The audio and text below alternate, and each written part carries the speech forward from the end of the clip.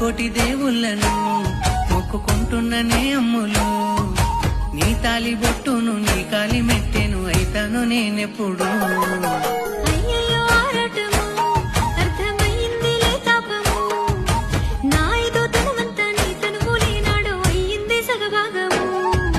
ఏడున్నవే నువ్వు నా ఎన్నెలమ్మా, ఎడబాటు సాలమ్మ ఎన్నెలు ఇంకా.